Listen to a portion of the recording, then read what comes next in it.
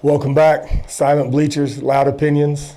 Today, I kind of wanted to jump on, and we're going to do something a little bit different today. I'm going to kind of just talk here a little bit. I kind of want to talk about, maybe the 5 biggest problems I think in youth sports. I see it year in and year out, over and over. Some of them are worse some years, and some of them are better other years. This year's seems to. Man, some things this year just seem to be a whole lot worse than they've been in a really long time, and it's wild to me because for us, it's some problems we've had.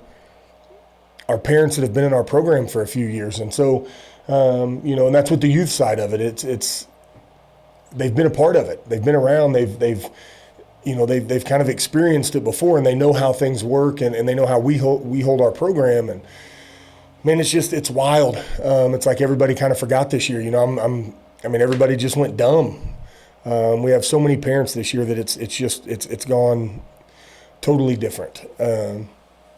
So we're going to dive in. Let's dive into it. So my number one biggest problem, I think, in youth sports, and I think this is youth football, youth basketball, softball, baseball, volleyball, soccer, you name it.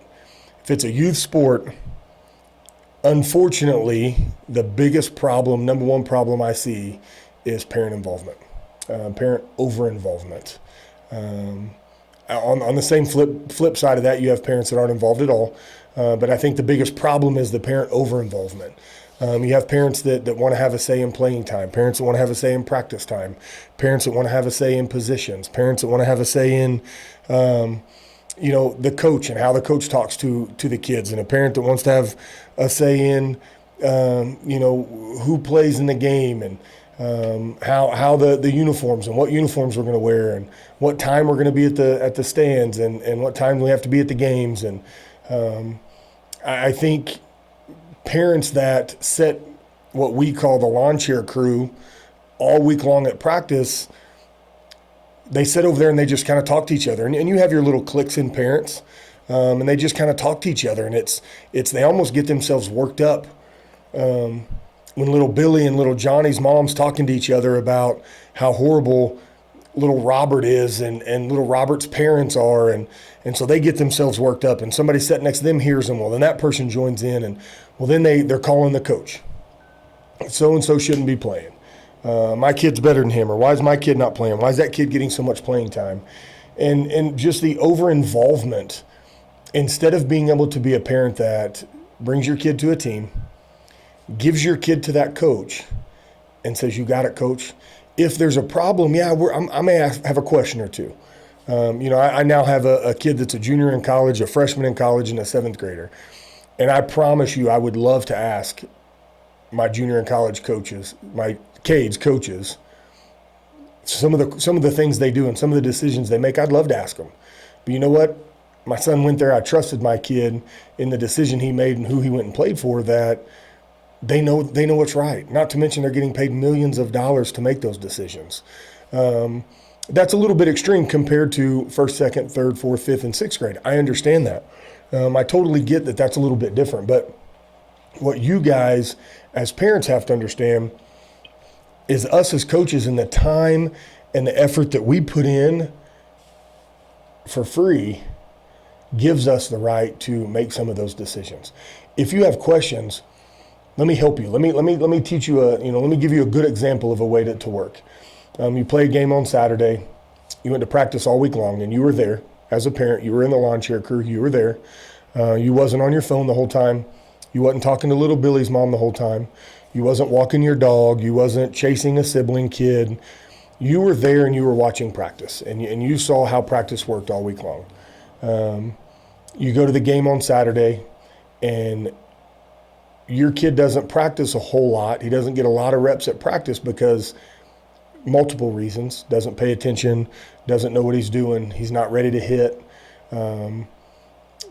Baseball can't see a ball, basketball can't shoot. There's just things reasons he's not practicing a ton. Well, then you get in the game, and little Billy only gets 12 plays in the game, 10 plays in the game.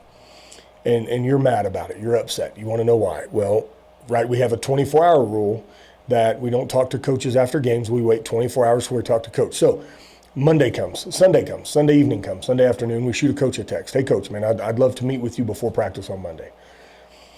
And we can ask the coach, hey, I would just love to know why little Billy is not getting more playing time. And one of the things I tell our coaches is always ask, are you at practice? If that parent says yes, say, okay, do you see what goes on at practice? If that parent says yes, say, okay, why do you think your son's not getting more playing time? Ask the parent and hear what they have to say. As a parent, you're normally going to answer your own question if you're honest with yourself. If you're honest about what your kid is and what your kid isn't, you will answer your own question. And so once you and that coach have a conversation, and that coach tells you, you may not agree with what that coach says, but you have to go back to your kid. You have to work with your kid. You have to, if that coach says your son can't catch a football, awesome. So when you get home that night, play catch. Every day after school, play catch with your kid. Get out there with him. Play catch. Put time in as a parent just like that coach does as a coach. And I promise you, you will see leaps and bounds of playing time because that coach will notice it. No matter what, that coach will notice it. You go all season long and that coach doesn't notice it and you feel like things aren't happening the way you want them to happen. You go talk to the board and the next year you get put on a different team. You talk to them and you tell them you want to go into a different team and you tell them why. It's not because I hate the coach. It's just that team wasn't the right fit for my son. My kid's worked really, really hard. He wants to try something different with maybe some different coaches.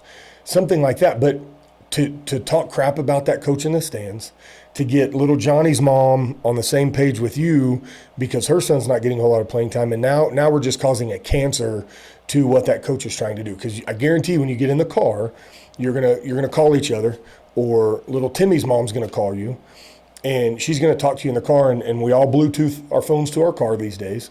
So I got little Billy in the back seat, and now you and Timmy and Johnny's mom is on the phone, and y'all are all talking crap about the coach. And you're talking crap about all the other kids, mind you, from 6 years old to 11, 12-year-olds. We're going to talk crap about those kids in the car in front of little Billy. Well, these are little Billy's buddies. And so now he has to look at his friends different. And so as a parent, your level of involvement, you have to keep your son's positivity on his sports team, because if a kid's miserable, if a kid's not happy where he's at, he's not going to play well. He's not going to play hard. And so you as a parent have to keep that in mind.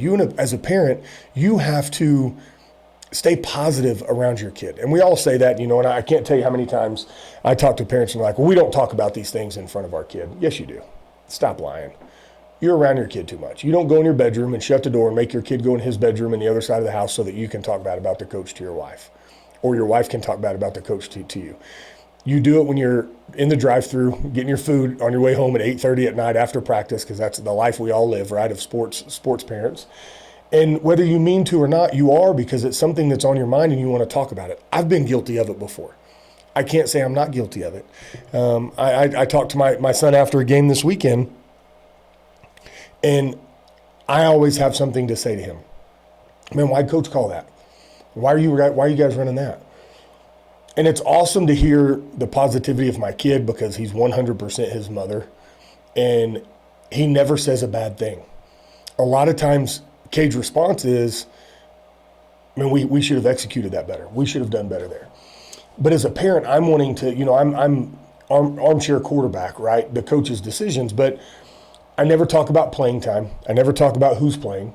I mean, my kid set 3 years as a practice dummy, and I've got one right now as a freshman that's a practice dummy, and he bought his time. He put in his dues to be the guy. And so I don't ever talk about that type of stuff, but I do question things sometimes. Back in the day, I'm guilty of saying things in front of my kids. But as a coach, it's amazing that you can tell if a parent's talking bad about you. You can tell by the kid's actions towards you. That kid wants to love his coach. That kid wants to love his teammates. And when all he's getting is negativity at home from his parents, he has a hard time loving his teammates. He has a hard time loving his coaches, because his parents don't like him, so he's not supposed to. His parents don't trust him, so he's not supposed to trust him. So as a parent, you guys, your part of your involvement is being the positive cheerleader for your kid. let that coach coach. If it's an unsafe environment, different story. Go to the board, talk to them, things like that. But when it comes to the things that are going on that team, man, be positive. Trust the coach. Trust the guy that I promise you that coach is losing more sleep over a volunteer position, losing more sleep over youth sports. I used to puke before games. I would get so nervous as a coach. And for what? Like, it's a fun youth sport. But I would get so nervous. Last Tuesday, we played a really big game, and our 7th grade group played a really big game. And I'm enjoying being in the bleachers. It's hard. I see things all the time that I know me and Coach Jake and me and Josh and Jim that we used to talk about on the sidelines, and we would remind each other, or we would see things and tell each other. And I see them now, and I'm in the stands, so I can't say nothing about it.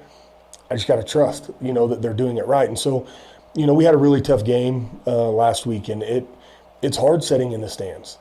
But it's also amazing to be positive towards our kids before and after that game, and towards their coaches.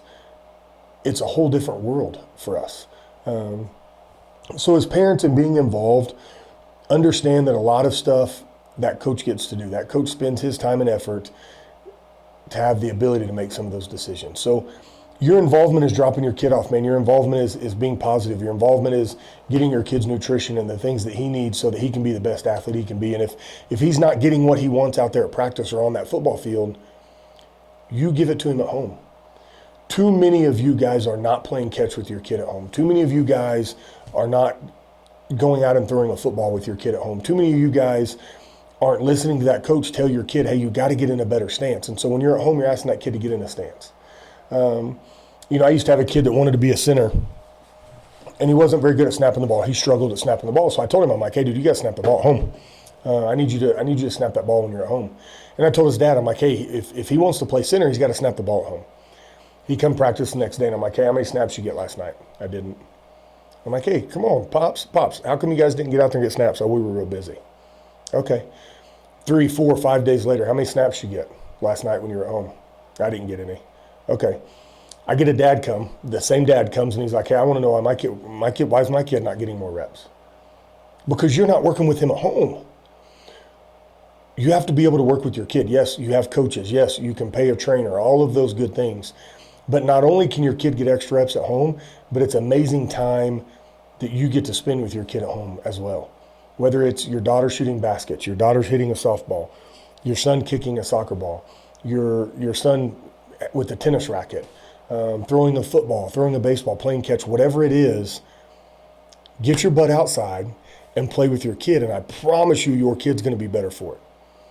The kids that are starting on the majority of these teams, their parents are involved at home playing catch with their kids.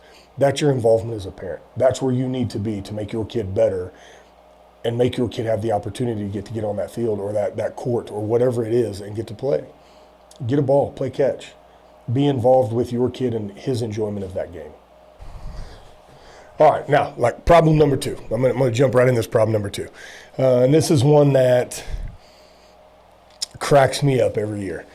The specialization of a sport at an early age. This one's always funny to me when I hear people, baseball's the worst. I truly, truly believe baseball's the worst. And it's funny, I'll see, I'm going to talk crap for a little bit because it's my podcast and I get to. But a lot of the dads, the smaller dads, littler dads, that don't let their kids play football, and they tell me that their kid, my kid's a baseball player. Your kid's 8. What do you mean your kid's a baseball player? Like he's 8. Why are we not playing basketball? Why are we not playing soccer? Why are we not playing all the sports we can possibly play? Your kid he doesn't only play with Hot Wheels, right? He plays with Hot Wheels. He plays with Legos. He plays with all these other toys. So why are we not letting him see if he likes other sports? And it's funny to me because you have no idea what that kid's going to be. Getting them in baseball is great. Getting them in basketball is great. Soccer's great. Football's great. Whatever sport, softball's great. Swimming's great. Whatever you want them to do, getting them in those things are great. Doing that one thing year round is the most boring thing ever for your kid. Your kid's not telling you that because he knows you love the sport, and he knows, yeah, he's watching, man. He watches baseball with me every night, and he wants to go hit balls every night, and he wants to play catch every night, and he wants to do all this stuff every night. We're 2 nights a week with a trainer, and this trainer played in the NFL or the NBA or the Major League Baseball or whatever. This guy, man, his credentials are great. Okay, your kid's 8. He's still 8. So you're doing that 2-3 nights a week. You're practicing 2-3 nights a week. I mean, when is your kid a kid? Like, we're specializing in one sport at such an early age. You're taking the fun out of what sports are supposed to be to kids. You're taking the possibilities away from your kid. It's funny, and I've probably talked about this a little bit, and I know with Coach Hawk, we talked about it last week, but the specialization in sports, I had a first grade baseball coach tell me, and I hear it every single year. And it's usually that first grade or second grade. And, man, my kid really wants to play baseball or play football. But if we play football and we don't play fall baseball, then he loses his spot on that team. What? Like, that's crazy to me. So specializing in one sport at an early age or at any age to me is crazy. Until your kid has college offers in a sport, why would you not continue playing every sport? I played 3 sports in high school. Most of my teammates played 3 sports in high school. Why would you not? If you can, why would you not? It's fun. It keeps you off the streets. It keeps you with a new group of friends. A lot of your football players, when you go after football season, you have a group that goes to basketball and a group that goes to wrestling. When you go wrestle, and all the dudes that are in there in the wrestling room from the football team are not the dudes you used to hang out with every day. Now you got a new group of friends, man. That's awesome. You're growing as a person. When that's over, you're going to baseball. Some people are going to track. And let's say you go to baseball. And so, here's a whole nother set of friends that I get to make. And at that time in the locker room and in the dugout and all of those things is such a great time with your friends. When you specialize in one sport, your kid misses out on so many of those things. And as a parent, you making that decision for them at an early age is crazy. Wrestling is a big one. Baseball's a big one, but wrestling's a big one. I see so many kids that are absolute freaks on a wrestling mat in the youth ages quit in junior high. And it's because they went to Fargo, they went to Nevada, they went to Dallas, they went to all this other Adidas nationals, and not to mention all the tournaments around town. And you had all these other things in there, and that kid's buddies are playing football and swimming in the summer, and they're, getting to go have pizza parties and go to birthday parties. And your kid's not the entire time he's growing up. And he gets in junior high and it's like, dude, I ain't doing this no more. Or let's say he makes it past junior high and he gets into high school and it's his decision and he's driving and he don't want to do it no more. A lot of times they won't tell you because it's what you want them to do.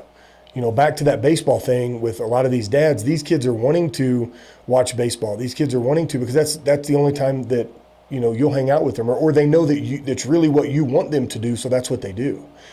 And it's not that kid only wants to play baseball. It's not that kid doesn't want to try anything else, but he wants to make dad happy. And so you guys that are making your kids specialize at an early age, stop. Quit being dumb. Your kid is not the next Jose Canseco. And if he is, that's awesome. It's 1 in 7 million that's possibly going to be that. At 7, 8, 9 years old, you have no idea. I don't care how good your kid is. I don't care how much he loves the sport. You have no idea if that's who your kid is going to be yet, because he hasn't found girls. He hasn't really got into hard schooling to know if he can actually do it or not. He hasn't really got with his buddies to where he gets to make decisions to hang out with his buddies and the things him and his buddies do. And so you have no idea what that kid's going to be. Show him an entire world of sports. Show him a whole plethora of different things that he can be a part of and that he can do, and you'll find out who your kid really is. And you'll find skills that your kid has that you have no idea. Your kid may have the greatest three-point shot in the world, but you'll never know it because you got him throwing balls from shortstop to first base because he's an all-American USA kid shortstop. They fly him all over the country to play and give him bats. That's awesome. He's 12. He's yet to have a girlfriend. When he gets a girlfriend, All my dudes out there know what I'm saying. Moms, sorry you're getting mad at me, but when he gets a girlfriend and they're holding hands or they kiss, that's all that kid's gonna want to do. He ain't gonna care one lick about hitting that little white baseball anymore. That's secondary. He's gonna do that because his girlfriend's gonna think he's cool. So just understand that there's so much more to what these kids are going to be. And when you specialize them in one sport, you're wasting a ton of your money for no reason. Because when he gets in high school, he's going to be on the same baseball team as the kid that played rec ball. I promise. He's going to be on the same baseball team as the kid that played rec ball. He was the shortstop the entire time he grew up, or he was the catcher the entire time he grew up. When he gets in high school, the spot they need him at's right field. And you ain't got no say about it. Nothing you can do about it. I don't care how good he used to be. I don't care how much money you spend on lessons. That's where the team needs him, and that's where that high school coach is going to put him. So stop specializing in sports. Parents, let your kid try sports. If your kid mentions, if Rook McConnell mentioned to me tomorrow that he wanted to go play soccer, he wanted to go play tennis, or he really wanted to play golf, I promise you we're going to figure out how to make it happen. Because if he wants to try it, I'm going to let him try it. Why not? He's really good at football. He's good at basketball. He's good at baseball. He might be really good at soccer or tennis or swimming.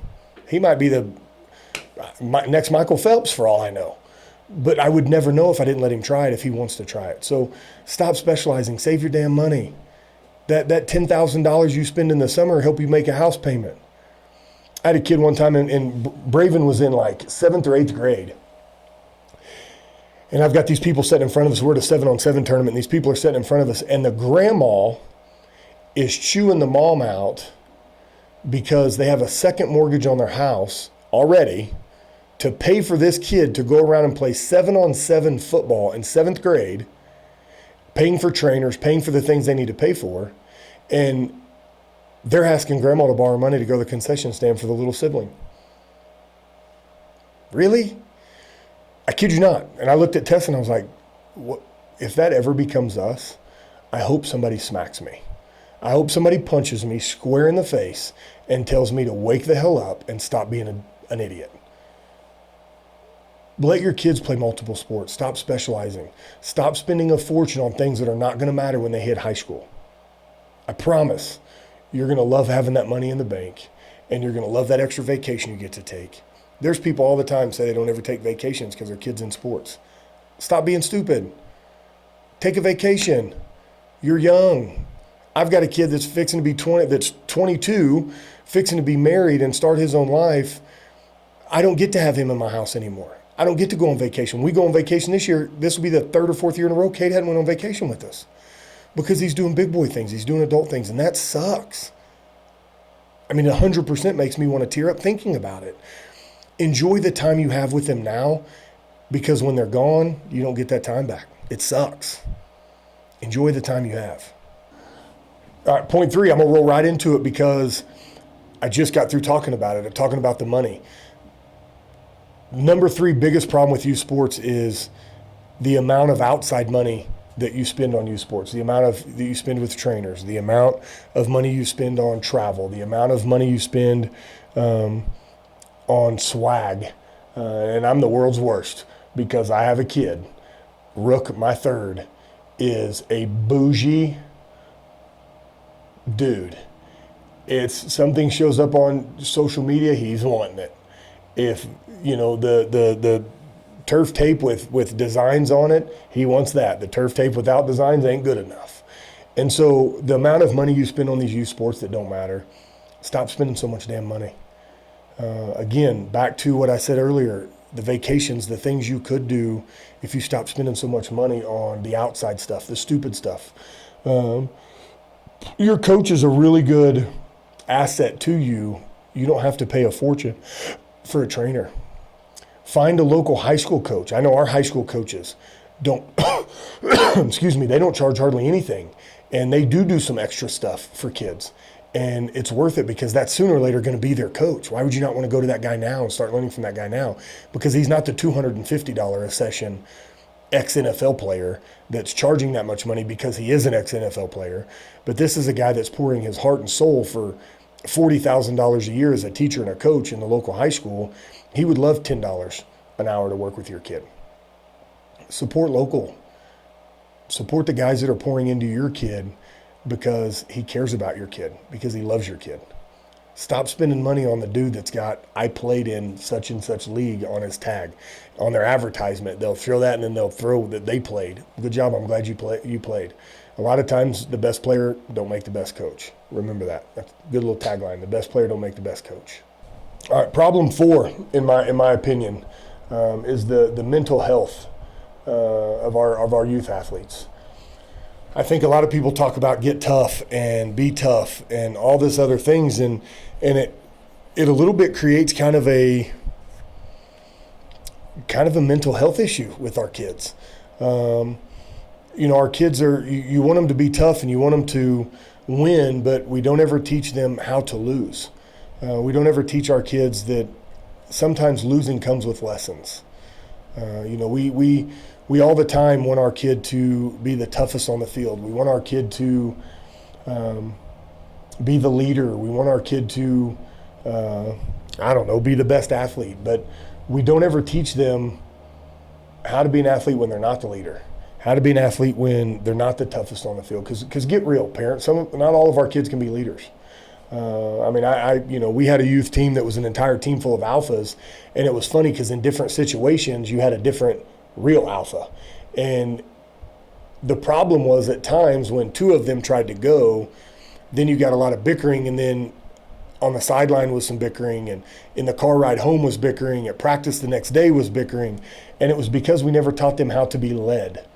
We never really taught them how to be a leader. A lot of times coaches, your coach doesn't want your kid to be vocal at practice, telling kids to come on, or if a kid does something stupid, your kid being able to be able to tell that kid he's man, stop, like you're being an idiot, shut up, stop talking, get in line, do it the first time. Like your kid wants to be a leader and wants to be a vocal leader, but then you have a coach on the other side telling your kid, hey, stop talking, man, that ain't your place. I'm the coach, I'll do that. So as coaches and as parents, we have to kind of teach our kids how to lead. There are times that, hey, dude, you're going to have to be led. There's times that you do have to keep your mouth shut, but there's other times that it's okay to say those things. And when coach comes at you after practice, just go talk to your coach. Hey, coach, I was just trying to be a leader. I wasn't being disrespectful. I was just trying to tell the kids, hey, let's go. I'm going to be a leader with my pads and my actions, but I want you to know, coach, I'm not trying to be the coach of the team. I'm just trying to I'm trying to lead our kids and tell them what we need to be doing. Get them to listen to you, make your job easier. But help me help you, coach. Like I want to be a leader. So as parents, we need to teach our kids how to do those things. How to lose. Man, the hardest thing in the world is I hear people all the time talk about their kids not any good at losing. I agree. I have one. I've got a kid that he hates losing more than he enjoys winning. But as a parent, we have to teach our kid the lessons in the losses, right? Teach them the learning, the things that they can learn from that loss. Why did you lose? What did you do to help or hurt your team win that game or lose that game? Can you look in the mirror and tell yourself that you did everything possible, you gave it your absolute best? You're not going to do every play right. You're not going to win every rep. Absolutely. But are you giving it your all? Those are things that I always tell my kids. Are you giving it your all? Could you have done anything to help your team win that game? And if you can say yes, then let's figure out why you can say yes. You shouldn't be able to say yes. If your kid at the end of a game can truly look you dead in the eye and say, I did everything I possibly could to win that game, good job. It's okay that you lost. You did everything you could. Let's figure out as a team, watch film, let's do the things we need to do. As a leader, help your teammates get to that same point you're at. One time I was playing arena football, and we were 0-5. I mean, we weren't very good. I was in Colorado, and we weren't very good. And after the game's over, I'm cutting it up. I'm talking. I'm out on the field. And I'm talking to some old teammates on the other team, and we're kind of laughing and joking. And I had a coach get mad at me, walks by, and he's like, "What the F are you laughing about?" I'm like, "What? You all right, coach? You good?" Well, then we get back to our facility. The next day, that Monday, we come into practice or come in to watch films, and I get called in head coach's office. He's like, "Hey, man, we got some problems. Some of the assistants are really upset that you're laughing after a game, and we're 0-5. Why are you laughing after a game? And I looked that man dead in his face and I said, Coach, I did everything I could to help win that game. There was nothing else I could have done better. I gave you all I had in every single snap of that game to try to get better, to try to win that game. I couldn't have done anything better. So to me, why should I be upset about that game? Yeah, we lost. It's okay, but we're going to learn from it and we're going to move on. We're 0-5. We got a lot to learn from, but we're going to get better and we're going to move on. I apologize that people don't like to, don't act the way that I act. But I did. I got in trouble, and I've always been that way. When things don't go right in my world, or I lose at something in my world, I promise you I can laugh at it and move on because I learned something from that. I either learned something about the other person involved, I learned about what I did that didn't work, I learned something from everything I do, and the next time I do, it's going to be better. My wife gets really upset at me because I don't get nervous and stressed about life situations because I learn from them. If it don't work, cool. It's not a failure. We're going to move on and try again. I'm going to just rotate a little bit and we're going to try it again. If that don't work, we're going to rotate it again and we're going to try again. In life, the saying that I've heard a million times is, if you're losing, you're learning. It is so true if you truly can look at it that way. The problem is the mental toughness of our kids are not that way because as parents, we're not helping them be that way. So parents, when your kid loses, talk to them about it. It's okay. If they had a bad game, it's okay. Your son's the quarterback and he threw 6 picks. Talk to him about it. Maybe you're not a quarterback. Or what'd you see? Why did you throw those? Cool. Let's learn from that and let's move on next time, right? So the mental challenge of the game of being a youth athlete is tough.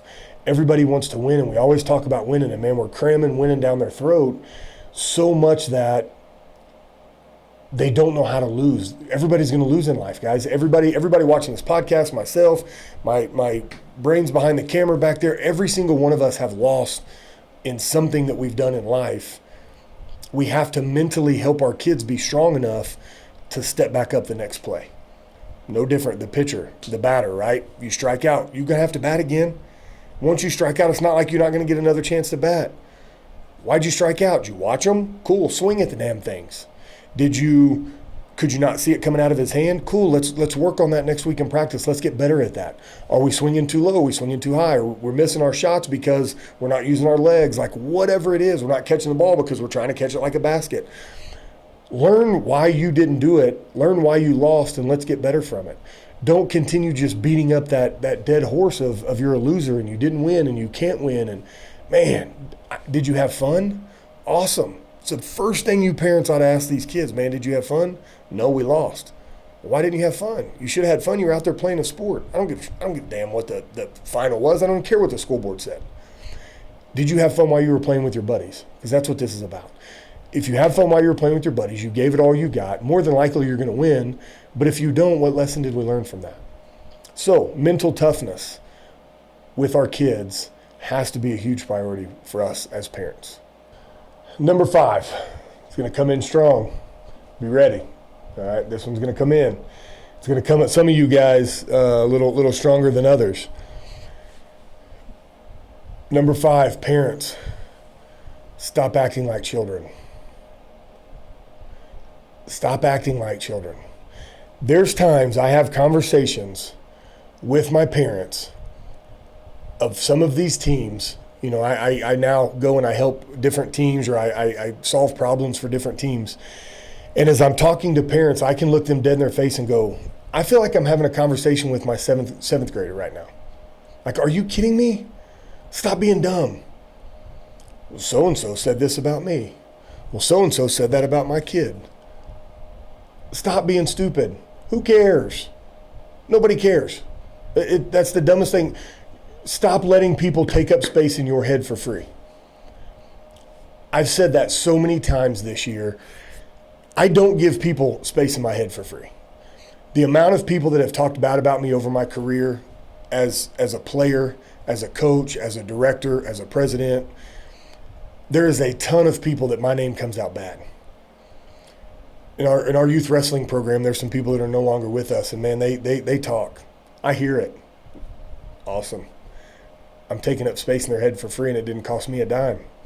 I don't let people have space in my head. When I hear things, I just move on. Okay, awesome. Like, unless somebody walks up to me and says something to me, I'm not going to give it any time. If you walk up and you don't like me and you walk up and tell me I've done something wrong, I've wronged you, awesome, let's talk about it. If I didn't know it, I'll apologize. If I had a reason to, I'll explain it to you of what I was doing. You may not like it still, but I will tell you where my mind's at. I'll tell you why I made a decision I made or why I said what I said. But when other people come up and tell me that so-and-so told them something, come on, man. Like, we are not in 5th grade. We're not in 3rd grade. Like, stop. You as parents are not enjoying the experience of watching your kid, and it's because you're letting other people live rent-free in your head. Stop doing it. I don't let other leagues live rent-free in my head. I don't let other parents, I don't let other players, I don't let other coaches. I just don't. We're going to move on. We're going to grow from it, and we're going to move on from it. So when I have conversations with these parents and some of the things they say to me, I seriously have to explain to them, and I have to let them understand that, this is a privilege to get to be a part of a youth program. It is not a right. When you're in high school, you have the right to play that sport because you go to that school. In your job, you have the right to work there, whatever reasons. But when it comes to youth sports, it's a privilege for your kid to be a part of this. I'll give you your money back. It's not a right because you paid money. I'll give it back to you. It's a privilege to be a part of this. So you as parents have to remember that. You as coaches, hell, you as youth coaches, remember that it is a privilege for you to get to be on that damn field and teach them kids. You've done the background check, you've done the certification, you've done all the things that you've needed to do, but that don't give you the right to be out there. When you as a coach are talking crap about the kids to somebody else and they hear it, the kid hears it, the other parents hear it. That's wrong, guys. Stop doing it. You can't talk bad about a kid on your team, one, because it's a kid and you're an idiot if you're talking bad about a kid. You ought to be punched. But two, other people hear that. You lose credibility as a coach if you're running around spreading gossip. You're not in 7th grade. This isn't junior high bull crap. Stop being dumb, acting like children. Grow up. Be an adult. If you don't like something that's going on, remove yourself from it. Move. If somebody's talking about something that you don't want to hear, move.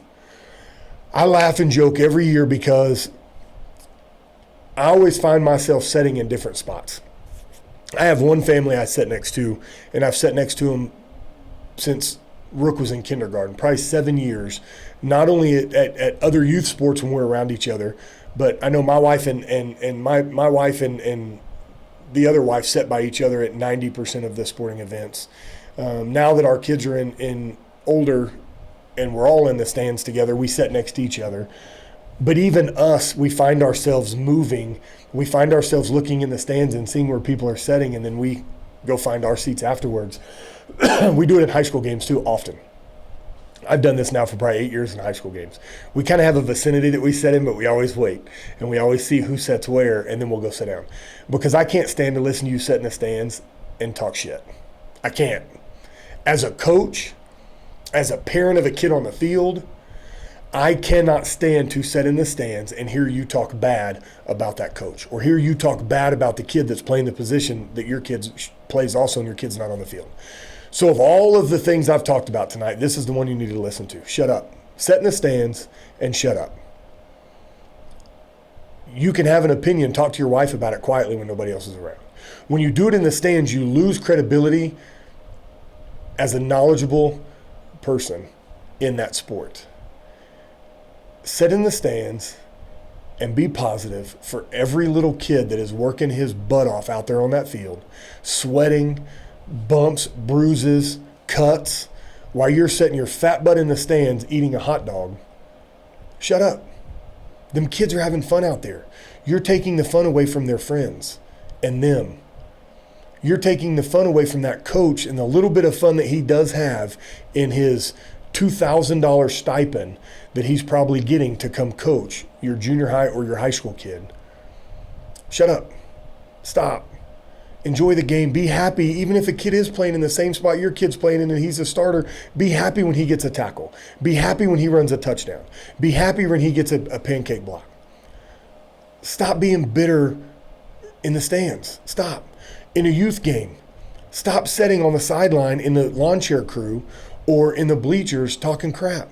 If you sit down and you realize that other people are standing at the end of the bleachers and they're watching, and every time you sit down, then like 5 or 6 people go sit down, you're the problem. Nobody wants to sit by you. Stop being that person. Be positive in the stands. Stop being an energy vampire and taking the fun, everybody else's fun out of watching. From first grade to 12th grade, on into college, be positive for the kids that are on the field. Stop acting like children in the stands. Stop acting like children and talking crap about people on the side. It is a privilege, not a right, to be a part of a youth sports program. It's a privilege, not a right, for your kid to be out there on that field. You can ruin it for your kid. Be positive in the stands. Make people want to sit by you because you're such a good cheerleader and you're such a good fan to that team playing on the field. Be that guy. Be that lady. In basketball, baseball, softball, tennis, golf, I don't care what it is, cross country, whatever it is, be the parent that cheers for everybody. I promise you, you will find me cheering on every single kid on that field, every kid on that court. I'm cheering for them because I want them all to be successful. I would love one day to be sitting watching TV and see that kid on that TV screen getting paid to play a sport that I had a little bitty part of teaching them when they were younger, or I had a little part of cheering for them. I love now saying that, man, we used to watch that kid play and it was awesome watching that kid could do. Be a positive parent in the stands.